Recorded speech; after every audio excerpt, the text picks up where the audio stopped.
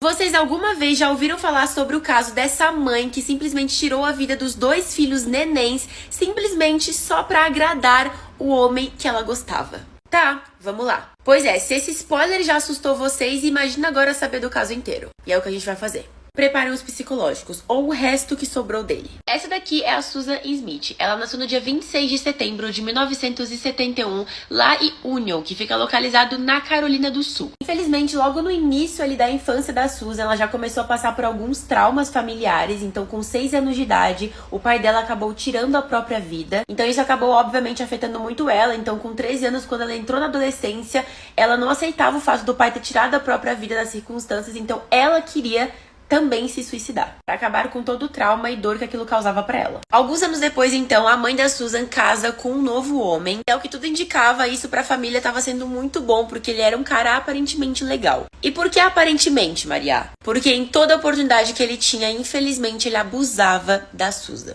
Esses frequentes abusos chegaram ao ouvido da mãe da garota, que tentou confrontar o marido. Eles até entraram numa terapia familiar para que isso não acontecesse. Ele prometeu nunca mais encostar o dedo na enteada, e mesmo assim não adiantou e os abusos continuaram. E ele mesmo comprovou isso anos depois. Bom, a Suzy, ela passava por várias instabilidades e problemas mentais, o qual ela frequentava uma psiquiatra. Ela chegou até uma vez falar pra médica que o caso que ela tinha com o padrasto, na verdade, não era mais abuso, e sim era consensual.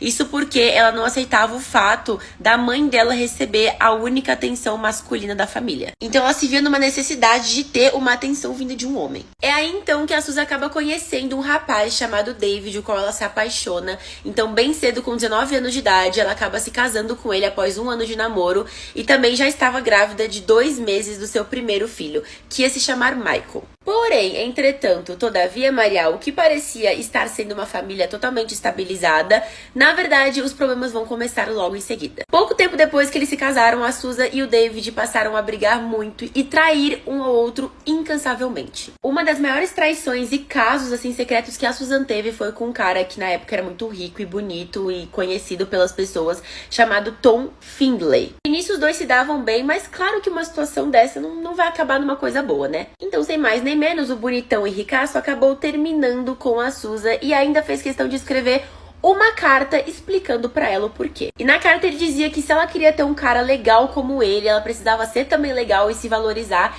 e principalmente que ele não queria se casar e ter algo sério com uma mulher que já tinha filhos de outro casamento. Agora é o momento que a gente não entende, eu acho que nunca vai entender o que se passou na cabeça da Susan. A primeira coisa que ela pensou então foi, pra conquistar ele, ela precisava se livrar dos filhos. E aí que ela toma uma atitude que levou ela a ser condenada por prisão perpétua. Mais ou menos 3 horas depois que a Susan leu a carta, ela pegou seus 2 filhos, colocou dentro do seu carro e partiu para um passeio. Ela dirige em direção a um lago e quando chega, ela joga simplesmente o carro com tudo na água. Ela consegue sair a tempo antes do carro afundar com os 2 filhos dentro, lentamente, enquanto ela ficava parada assistindo tudo acontecer. Logo em seguida, a Suzy precisava de um plano, né, pra não ser pega pela polícia, então ela foi até a delegacia, que um homem teria abordado ela, invadido o carro e ido embora com os 2 filhos. E durante 9 dias ela ficou em frente a TVs, a jornais, a entrevistas, suplicando e chorando, pedindo que ele entregasse os filhos com vida de volta. No dia 3 de novembro, então, a Suzy acabou cedendo e confessando o que tinha feito para os policiais, e o julgamento dela começou logo depois. E julgada por 2 acusações de assassinato em primeiro grau, a Suzy foi condenada à prisão perpétua e segue presa e viva até hoje. O advogado de defesa da Susan chegou a alegar em tribunal que as ações dela estavam ligadas ali, enraizadas a todos os traumas que ela sofria na infância,